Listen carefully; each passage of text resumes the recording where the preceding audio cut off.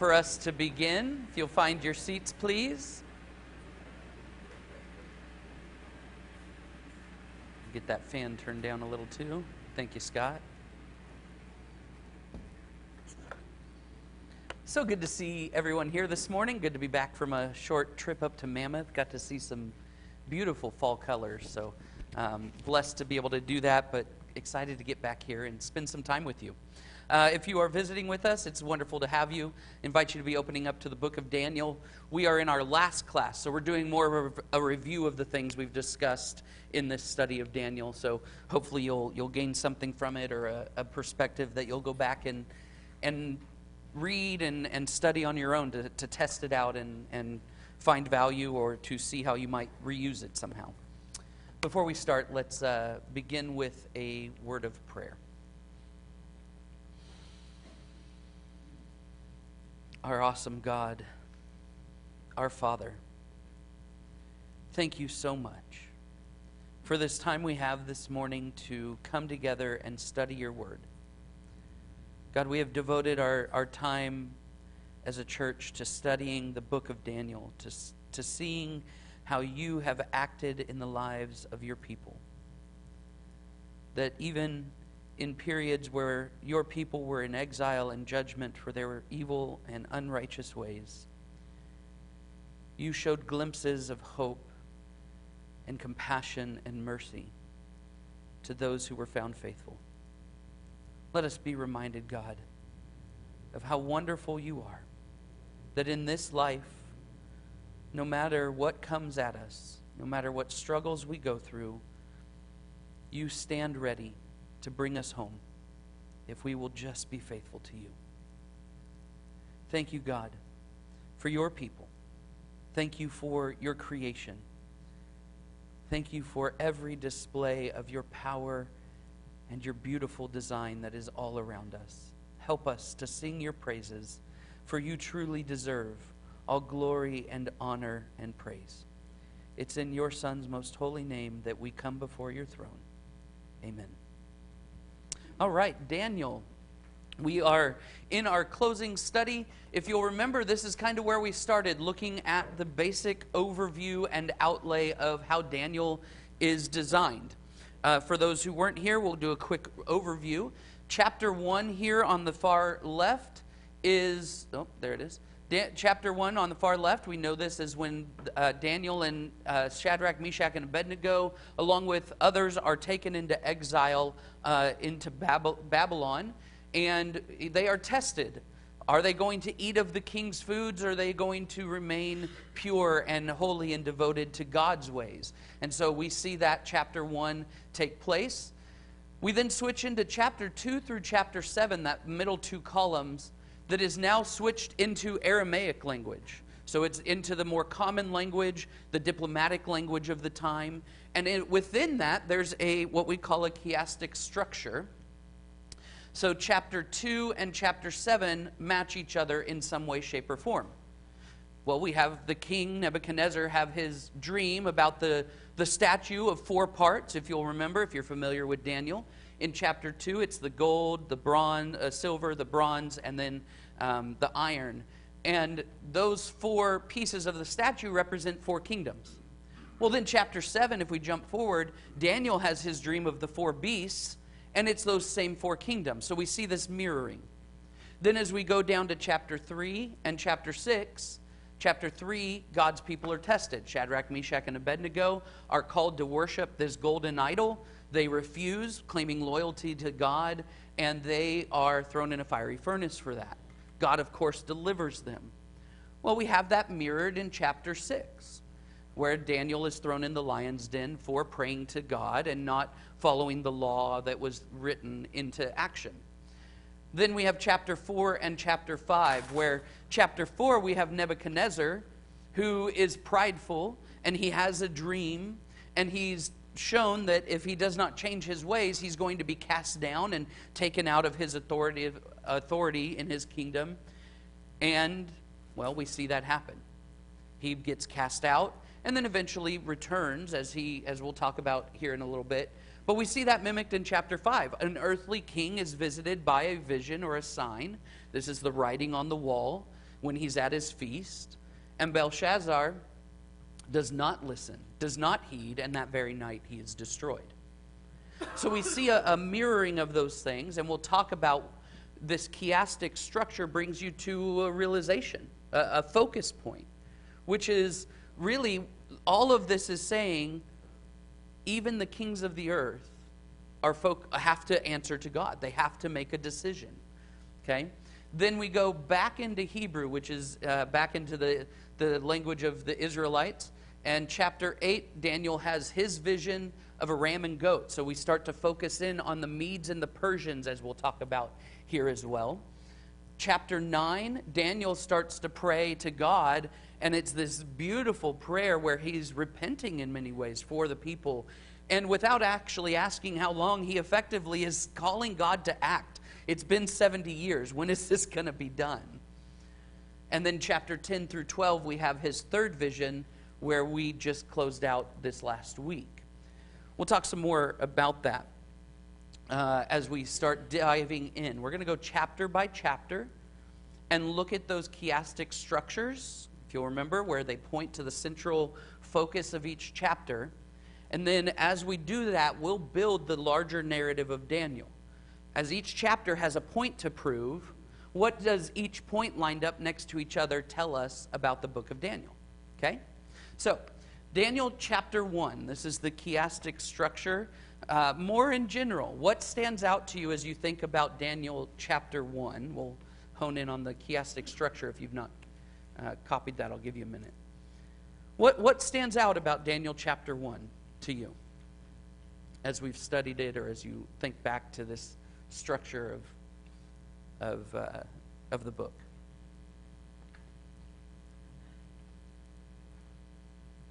Gary.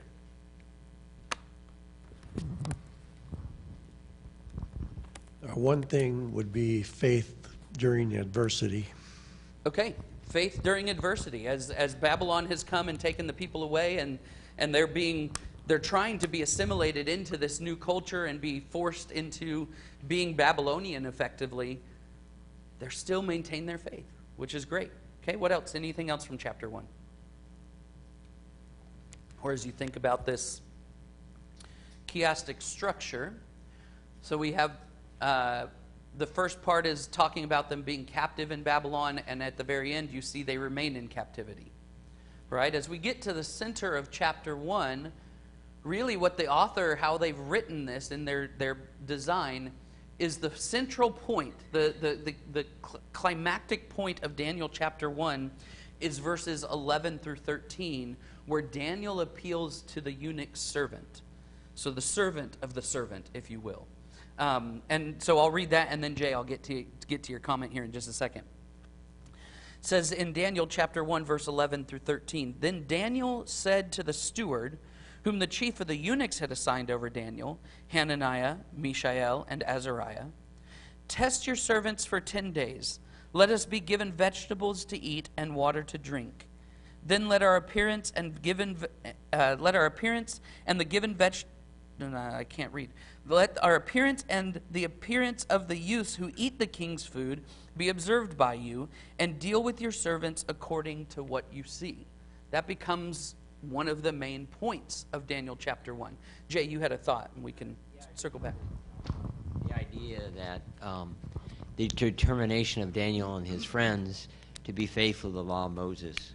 Yeah, it took a lot of determination, a lot of faith, a lot of intentionality in the face of the king showing you honor by offering you his wine and his food, and trying to help make, really trying to tempt you to be like his people, that even with all that temptation, they stayed faithful. They were very intentional. Absolutely. What do we get out of, do you remember as we talked about this central focus of 11 through 13? What stands out? If chapter 1 is really trying to get you to point to 11 through 13, what's one of the takeaways you get from that? What's something or a question you might have, observations, anything? Gary. Well, instead of saying we refuse, to take any part in what you're offering us, period. Used a little more wisdom and did it in such a way that it didn't cause a huge insult to the king. It just worked out to where they could stay completely obedient and faithful to their ways and to God, and didn't cause a huge ripple. Yeah, and I think there is wisdom that we can gather from this. I think kind of what, if I'll summarize in different words what you were saying is, we see that Daniel and Hananiah, Mishael, and Azariah, they don't become bold-faced and go, no, we're never going to do it. Nope, you can't make us. Nope. What do they say? Look at our God and what he can do. Then you can decide. Right? Take a look at what God can do through us. Sean. Beauty, thank you. I noticed that, like for us, you put a temptation in front of us, whatever it is, and if in the moment we see that and I want to avoid that temptation, it's much more difficult to avoid it if I don't have a baseline of why I'm avoiding it. Right. Daniel doesn't avoid this food because it's going to kill him or because it doesn't taste good. Daniel does it because earlier we see he's resolved to adhere to the commands of his God. And having that determination ahead of time, having that baseline, this is why I'm doing this, makes it much easier to avoid the problem when it arises. If you're trying to make that decision in the moment of, you're going to fail. Right, yeah, so good. They were intentional well before they walked into this position, and they knew their resolve and why they were going to be different than everything else, so that as decisions needed to be made, they weren't caught off guard. They already had decisions in mind. Beauty has a thought here, and then we'll move on to chapter 2. I was just going to say that they actually, it's interesting, Daniel actually says, so, well, what about this? Try this. He doesn't work against them, he works for them and uses his wisdom to improve how the king handles his slaves or his captives. Yeah. So it actually is helping them, not working against them. He's providing a solution and an opportunity for them to see a different way and a better way. And it works out because God's hand is in it. Okay? So going on to chapter 2 then, Daniel chapter 2, of course, is when the king has his vision of the statue with the four sections. And let's see here. The chiastic structure, or how it's designed, points us into Daniel chapter 2, 17 through 23. Of course, everyone, the king had sent out a call for everyone to tell him what's his dream. First, tell me my dream, and then what does it mean? No one could do it. Now, Daniel, before he even tries, has verses 17 through 23, where he calls out to God, asking for the wisdom and the insight, and then turns around and blesses God for answering him. Okay? So let's read that, and then we'll talk about chapter 2. Daniel chapter 2, 17 through 23. Then Daniel went to his house and made the matter known to Hananiah, Mishael, and Azariah, his companions, and told them to seek mercy from the God of heaven concerning this mystery, so that Daniel and his companions might not be destroyed with the rest of the wise men of Babylon. Then the mystery was revealed to Daniel in a vision of the night. Then Daniel blessed the God of heaven. Daniel answered and said, Blessed be the name of God forever and ever, to whom belong wisdom and might. He changes times and seasons. He removes kings and set up kings. He gives wisdom to the wise and knowledge to those who have understanding. He reveals deep and hidden things. He knows what is in the darkness, and the light dwells with him. To you, O God of my fathers, I give thanks and praise, for you have given me wisdom and might, and now have made known to me what we asked of you, for you have made known to us the king's matter. As you consider that as the central focus of Daniel chapter 2, what observations do you make? What's the point of Daniel chapter 2?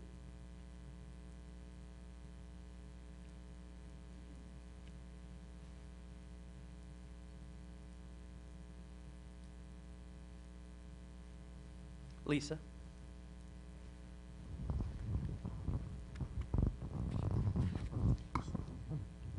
I just have in my notes, it's the conversion of Nebuchadnezzar's understanding of the power and sovereignty of God. Good.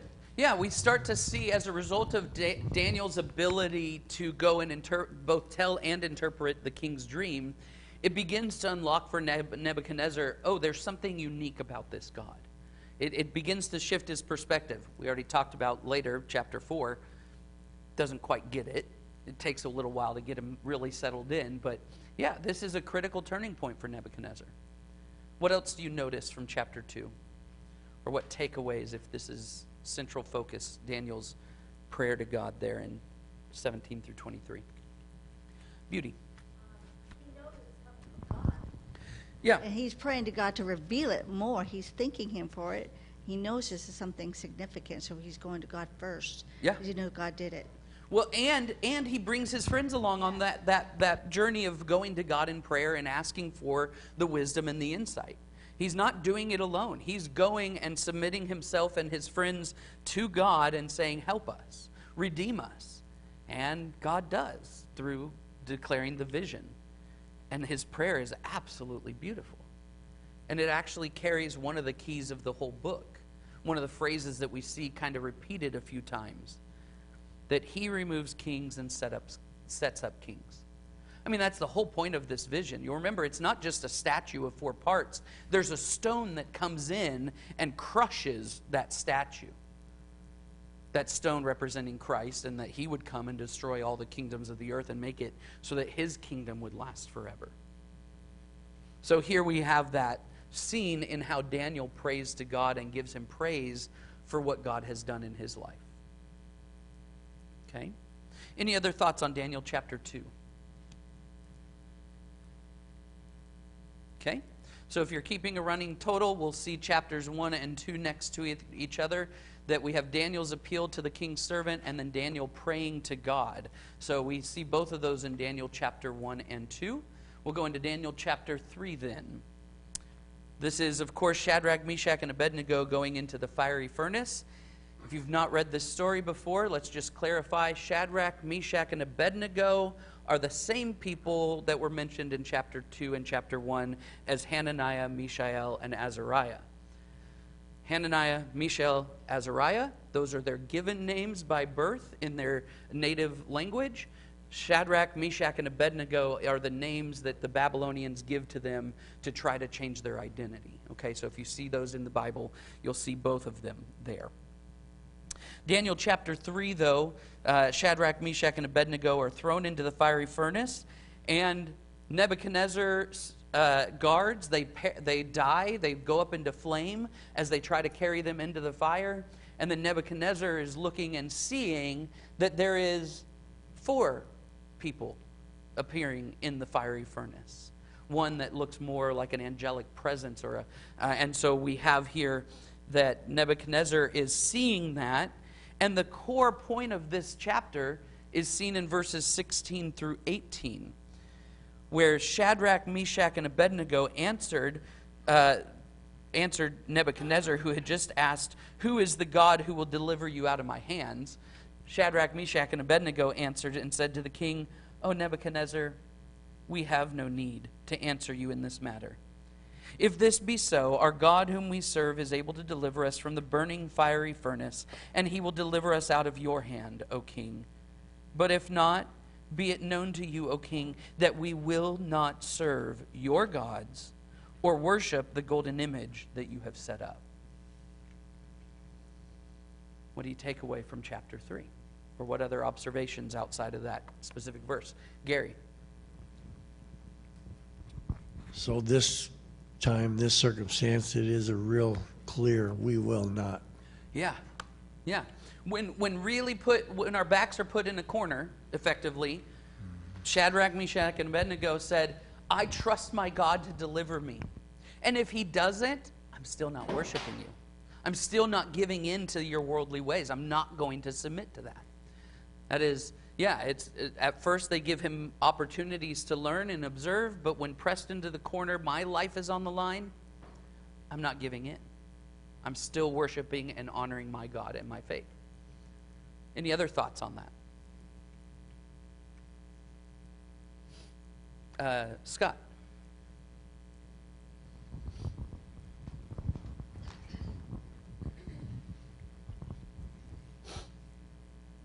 mainly that God is the deliverer either way, and Right. just that He is the hope that they can have in the face of something like that. And then they don't even know what His answer is going to be. They just know that ultimately He is going to take care of us. I like that it's not maybe or hopefully or, the way we wish a lot of times. This is just, they've put their trust in Him, and even through death, which is just impressive. Yeah, absolutely. Absolutely. All right, Daniel chapter 4. I put extra slides. Let's do Daniel chapter 4. So Daniel chapter 4, Nebuchadnezzar has this dream, and it bothers him. Of course, this dream is, he actually goes and tells the dream himself, as opposed to earlier in the book where he said, I want you to tell me the dream. Nebuchadnezzar in this moment is willing to offer the dream and simply ask for the interpretation. And it's interesting that of all the things, because Daniel successfully interprets the dream, Nebuchadnezzar is actually humiliated, but then he confesses to God's everlasting dominion at the end of this chapter. We would think the end of the chapter is the point of the book. Look, Nebuchadnezzar's restored. But the way they wrote this chapter says, I need you to also look at very carefully the fact that Nebuchadnezzar is trusting God enough to tell his dream to Daniel. He's willing to offer it to Daniel so that Daniel would have the ability to interpret it. I'm not going to take time to read the whole dream, but you'll notice verse 18 of that. Let's see. I believe it was 18.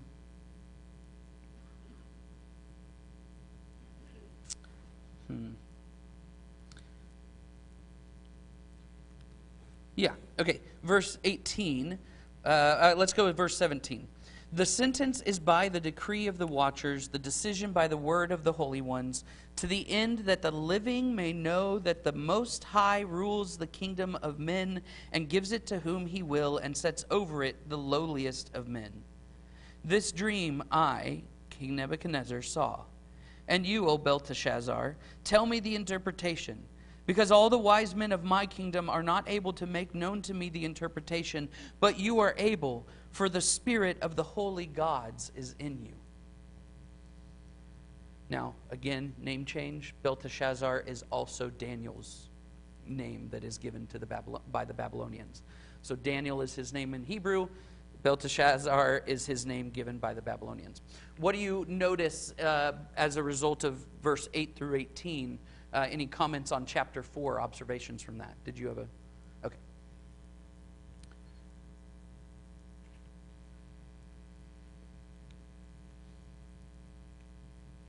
I think a bit to what Lisa had pointed out earlier. Chapter 2 really starts to wake him up to this opportunity to see what God is doing. But he's not fully understanding yet. He's not fully understanding because he offers that, yes, I see in the vision that the Most High rules the kingdom of men and gives it to whom He will. But then as he's telling it to Daniel, he says, you are able to interpret it because the spirit of the holy gods is in you, plural. Nebuchadnezzar still has this idea that there are multiple gods that I need to worship. Your God is unique, Daniel. And I want His power on my side, but I'm still not fully committed to Him alone. And so we talked about also in this that if you watch this progression, Daniel chapter 2, 3, and 4, it feels like Nebuchadnezzar's going on this roller coaster ride of believing, not believing, believing, not believing. And it is. One possible explanation for that we came across as we were studying through Lamentations at the same time and prepping for Jeremiah, in between chapter 2 and 3 and 4, there are conquests where Nebuchadnezzar goes in and conquers the people of God. He goes in and takes more captives. And so in a way, what happens is he gets this first insight to God, chapter 2, and goes, wow, this is an impressive God. But then it's 20 years later that we see chapter 4 happen. And in that period, he's gone and conquered the people of the God that he was impressed by in chapter 2. And so in a sense, one of the explanations is he gained a little pride that I'm stronger than your God. And so then he comes back and needs to be shown this vision in chapter 4. Anything else about chapter 4 that stands out to you? Jay. A couple of great things. The interpretation of a dream that he didn't tell anybody, which is impossible unless you have truly God on your side. And then he also acknowledges it by realizing the furnace of the situation. And he says in verse 3, and his kingdom is an everlasting kingdom, and his dominion is from generation to generation. Good. And so he's starting to realize the greatness of the true God. Right. And so what we see, your point there to verses 1 through 3, this is Nebuchadnezzar opening the chapter, his recollection of what's happened. And he's saying, I need you to understand, I'm trying to tell you a story because you need to see how great his signs are, how mighty his wonders are. And then he takes a step back in time and says, now this is how foolish I was. This is where I was. I was walking around looking at my kingdom, and I was struck by a vision. And I didn't listen. I asked for the interpretation, but I didn't listen. And so I went on my way, and I was struck down. Later in the chapter, we see that up through verse 33, he's completely struck down. He loses everything. And it's not until he's completely humbled that he's able to be restored. Lisa. I was just to add to that, because that was Yeah. kind of where I was going. He wasn't bitter towards God at the end. He didn't have bitterness or hold a grudge or, curse God in what had happened to him. He actually blessed God and came to understand truly what God's sovereignty was at that point. Absolutely. Absolutely. Steve? So Nebuchadnezzar is obviously a very powerful force during that time. I think this is a really good example of God kind of working into one of the most powerful men in history without using physical force. Yeah, absolutely. We see God's power on display without bringing an army against Nebuchadnezzar or totally destroying his kingdom. He's able to do that without that form of force. Good. All right, Daniel chapter 5, because we'll truck right along here. Daniel chapter 5, this is where Belshazzar is holding his great feast. They're having fun, just enjoying themselves, getting drunk on wine. And he calls for the cups, the chalices that would have come from the temple back in Jerusalem. We see those brought in Daniel chapter 1, that they're secured in the treasury of Babylon. And he calls for them and basically defiles the worship cup of the Lord by drinking and feasting with it. And that's where we see the vision with the writing on the wall. He calls for an interpretation. No one can do it. And it's actually the focus in chapter 5, verses 10 through 12, where we see the queen mother is our best understanding of that. It says that the queen, because of the words of the king and his lords, came into the banqueting hall, and the queen declared, O king, live forever. Let not your thoughts alarm you or your color change. There is a man in your kingdom in whom is the spirit of the holy gods. In the days of your father, light and understanding and wisdom like the wisdom of the gods were found in him.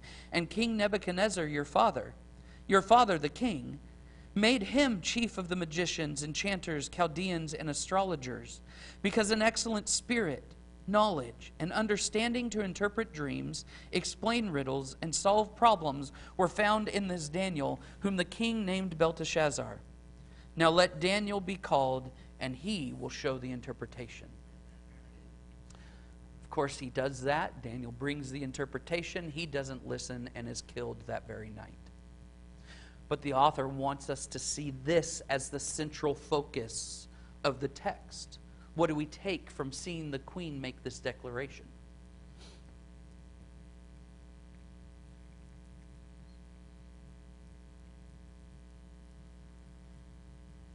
Jay?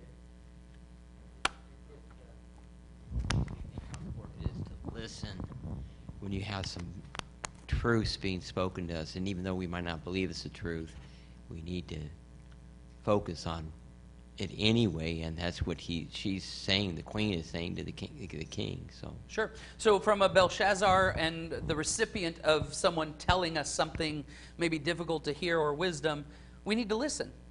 If he would have heeded the advice, he would have likely still been alive. Okay, what else can we learn? Think about it from Daniel's perspective. Notice what the queen does here. She honors Daniel's God by recognizing that he had a unique power from God. So just by Daniel remaining faithful, someone else saw that, experienced it, and remembered it, and brought him forward when the time came. That when we're faithful to God, people will call on us when they need that form of wisdom. Not only that, she paid him one of the greatest honors. She called him Daniel. Your father named him Belshazzar, but his name is Daniel. I'm going to honor the name that recognizes his God. Because each of the names that were given, both the Hebrew names and the names given by Babylon, they referenced worship to their gods. They identified them as worshipers of unique gods. And she said, no, you are Daniel. You worship the Most High. You worship a unique God unlike our gods. All right? Chapter 6. This is, Darius is told to sign a decree not to pray or worship any other god, don't worship any other king, and it's for a limited time. We talked about all the details when we went through it. Daniel, of course, does not heed that. He goes right back to praying as usual. He's seen up in the upper window praying to his God, and some men accuse him of that. Darius does not even like the idea of having to hold Daniel accountable because Daniel's become powerful and a useful resource for Darius. But he has to do it because the law is king. That's one of their mottos was Rex Lex. It's the law above the king. That once something was written into law, not even a king could change it. Okay? So once it was written, Daniel was sentenced to death. And so Daniel is thrown into the lion's den, and it's in chapter 6, 18 through 20, where we see that the king went to his palace after Daniel was put into the lion's den and spent the night fasting. No diversions were brought to him, and sleep fled from him. Then at break of day, the king arose and went in haste to the den of lions. As he came near to the den where Daniel was, he cried out in a tone of anguish. The king declared to Daniel, "O Daniel, servant of the living God, has your God, whom you serve continually, been able to deliver you from the lions?" Of course, Daniel then said to the king, "O king, live forever." Daniel responds, showing that he's alive. But the point, the central focus, the way it's been written, is to focus on what the king does in that moment. What do we learn about this chapter through that lens? What stands out to you?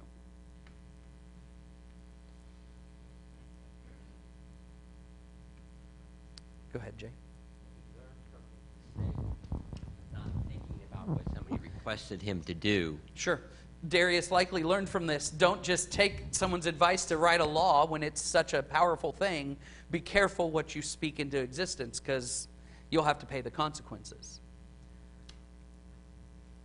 Gary? Well, he believed the strong possibility that God could save Daniel. Yeah. So he had that in his heart.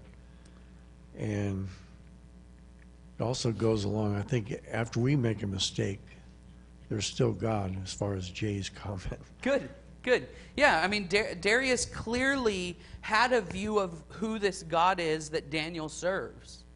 Daniel clearly lived a life where Darius knew of God, who saw God in Daniel's life, and when he was put to the test, Daniel was delivered, but it was Darius who was expectant that God would deliver Daniel. Does this sound like a familiar scene? That a person in power is forced to put an innocent man to death, only to wish he hadn't. but the outcome is life. Beautiful image. Darius becomes Pilate, who then has Christ put to the cross, not by his own decision, but by the law of the land. This is a beautiful picture of what is to come. But Daniel remains faithful and is delivered for it. Okay, Daniel chapter 7. This is Daniel's first dream. He has the dream of the 4 beasts. We talked about each of the 4 beasts. We took really careful attention to not interpreting which kings and kingdoms they were until the text mandated it. So we talked a lot about what the power and the symbols meant as we just considered it for ourselves and looked at these 4 kingdoms, especially that 4th one that just, these are artist renderings of what they might look like.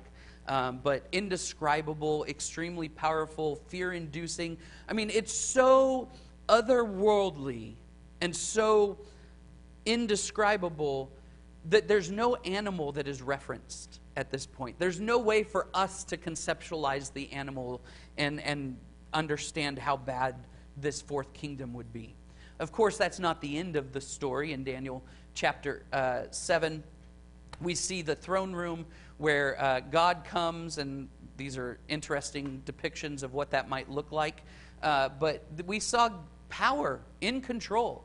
It wasn't just being thrown out and like taking chances at things. It was very regimented, very intentional power. There were books. There was judgment based on records. There's swiftness in every direction. There's true authority, and nothing changes it.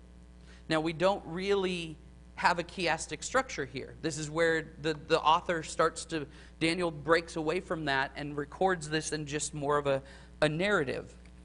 And so what I would draw our attention to is verse 21 through 27, where Daniel is looking and the horn made war with the saints. So there's this worldly horn coming off that indescribable beast, and he's making loud noise and acting like he's the big guy. But he made war with the saints and prevailed over them until the Ancient of Days came, and judgment was given for the saints of the Most High. And the time came when the saints possessed the kingdom. Thus he said, as for the 4th beast, there shall be a 4th kingdom on earth, and shall be different from all the kingdoms, and it shall devour the whole earth, and trample it down, and break it to pieces. As for the 10 horns, out of this kingdom 10 kingdoms shall rise, and another shall arise after them. He shall be different from the former ones. He shall put down 3 kings. He shall speak words against the Most High, and shall wear out the saints of the Most High, and shall think to change the times and the law, and they shall be given into his hand for a time, times, and half a time. But the court shall sit in judgment, and his dominion shall be taken away, to be consumed and destroyed to the end. And the kingdom and the dominion and the greatness of the kingdoms under the whole heaven shall be given to the people of the saints of the Most High. His kingdom shall be an everlasting kingdom, and all his dominions shall serve and obey him.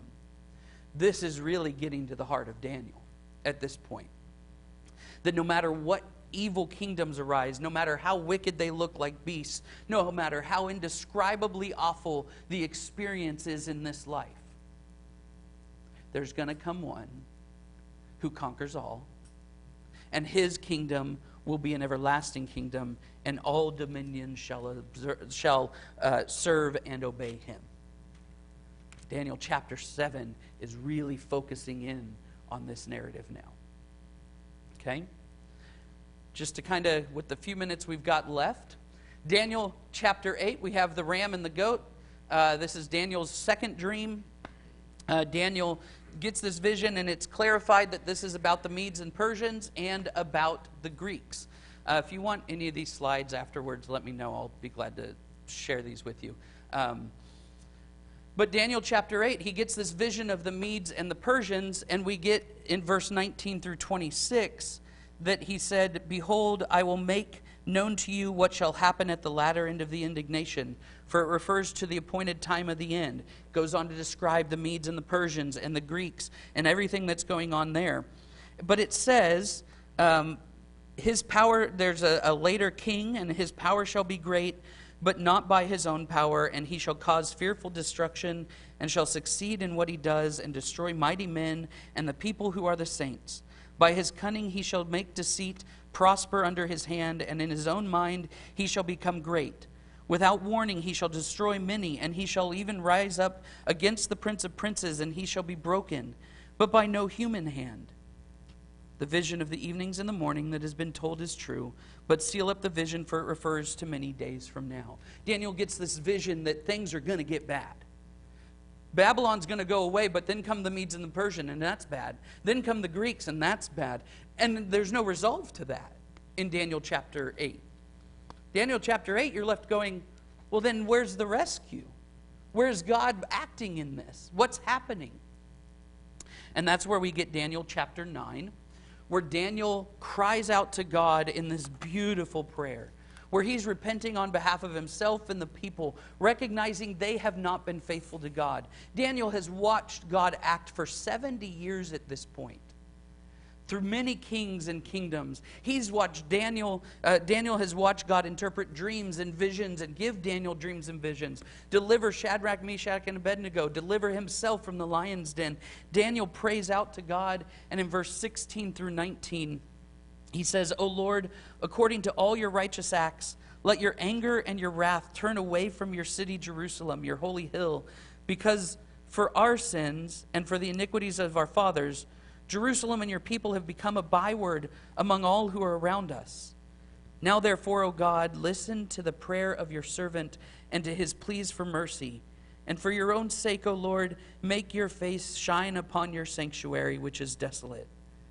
O my God, incline your ear and hear. Open your eyes and see our desolations and the city that is called by your name.